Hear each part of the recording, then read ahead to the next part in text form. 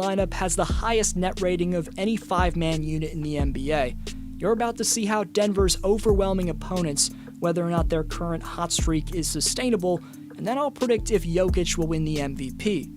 Only 26% of the people who watch these videos are subscribed, so pressing that sub box would go a long way. Shout out to Marcos, who said that Andre Drummond's going to benefit from the playmaking of both LeBron and AD in LA. That's a great point. I think this change of scenery is going to be great for the Big Penguin.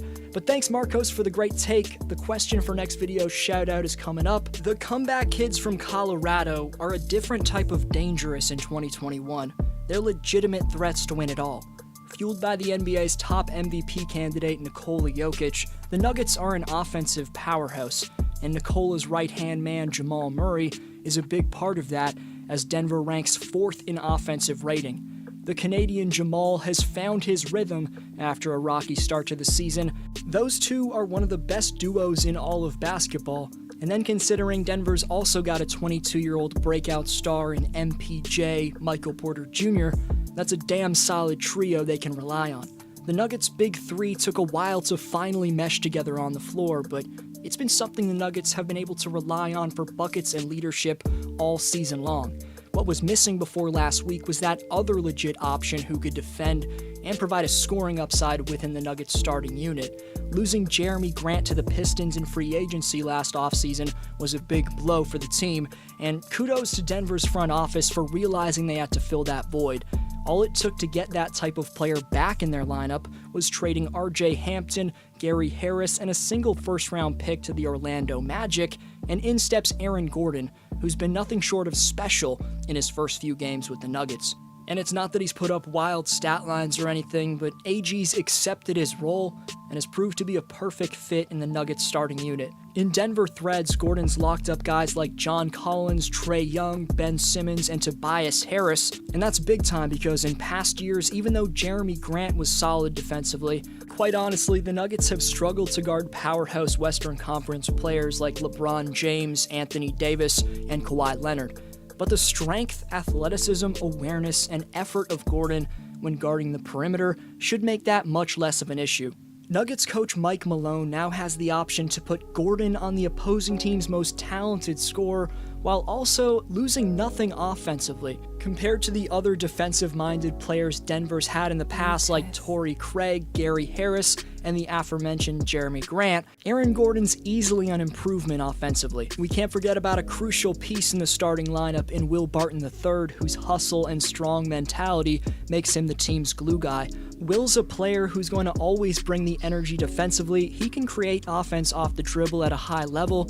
Barton may move back to the bench whenever Monte Morris returns from injury, but whether it's Barton or Morris coming off the bench or starting, the Nuggets will roll with whatever Coach Malone decides to do. It's a small sample size, but Denver's starting five of Jamal Murray, Will Barton, Michael Porter Jr., Gordon, and Jokic has outscored opponents by 48 points in 64 minutes together.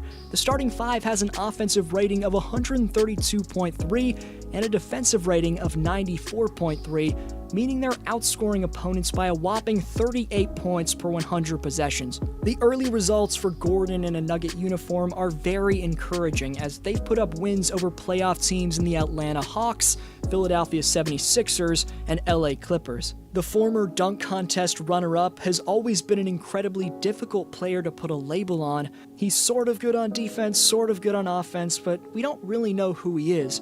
But that's only considering he played on lackluster teams in Orlando and never played with an elite point guard next to him. Aaron was forced into being a ball-dominant playmaker and scorer. But that's just not Aaron Gordon's most effective ability, and for his adequately talented passing, cutting, and spot-up shooting to fully reach the next level or to his potential, he needed teammates who are capable of creating shots at a top-notch elite level.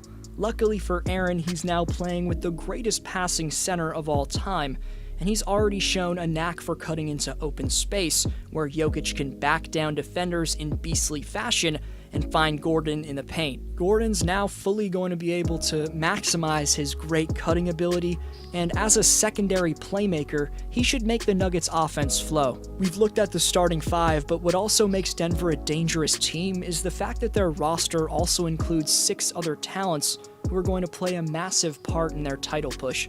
The sixth man, Monte Morris, is capable of winning you a game or two in the playoffs with his scoring, and he's by far Denver's most talented role player.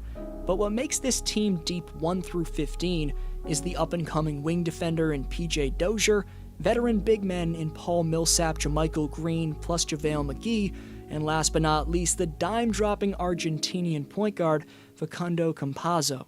As the 2021 campaign begins to wind down, and Coach Malone starts envisioning his playoff lineups, an 8 to 9 man rotation come the postseason isn't out of the cards.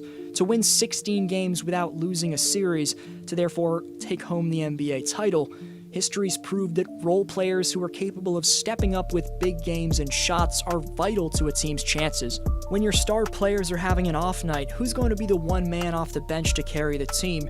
And Denver has a bunch of those guys with a ton of experience and talent, players who aren't afraid of stepping up to the moment, so that's another main reason for why they're legitimate contenders. Before the main reason, third-string big man Bol isn't currently in the rotation, but next year, I guarantee that the 7-2 crossover artist will be Denver's backup center. Who knows, maybe Bol will be forced to check in during a game these playoffs and contribute this year. But the main reason why you can't forget about the Nuggets when you're talking about who's going to win it all in 2021 is because of how the Joker is slicing up defenses like an onion with his once-in-a-lifetime dime-dropping ability and beastly inside-and-out scoring. The race for MVP has gotten a lot less intense in the last few weeks. First, the season-long frontrunner Joel Embiid suffered a bone bruise and missed 10 games. Then LeBron James, whose defiance of father time had him firmly in the conversation for the honor, suffered a high ankle sprain, which is going to keep him out until mid-April. But Embiid and James going down only made one thing more clear, which actually should have been obvious in the first place, and that's the fact that the Joker has been the most valuable player all season long. In the best physical condition of his life, Jokic is second in minutes per game, and in the fourth quarter, he's shooting 61.2% overall and 48.6% from three, a time in the game where he used to struggle with his long-range shot in the past 3 seasons. That was likely due to fatigue. He's also significantly ahead of any other MVP candidate in clutch scoring. But overall on the season, Jokic is averaging 26.5 points, 11 rebounds, and 8.4 assists on 57.1% shooting from the floor and 42.8% shooting from deep. He's tied for second in the league in total triple-doubles as well. Not bad for a slow-footed 5-man, and if he took home the MVP, Jokic would be the first center since Shaquille O'Neal in 2000 to claim the award.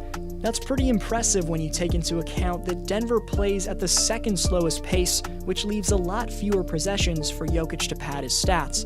Most impressively, the Serbian sensation owns the league lead in win shares with 10.7, 3.4 more than stars on top teams in Giannis and Gobert, who are tied for second in the NBA, and that's the widest win share gap the NBA's seen since 2015-16, and that was the year Stephen Curry became the league's first ever unanimous MVP. For next video's shoutout, why or why not are the Nuggets legitimate title threats? You can follow the channel on Instagram at DFlowHoops to stay tuned on every new upload. Go get that account to 1,000 followers, that's at DFlowHoops, links in the description. But this was DFlow, and I'll see you next video.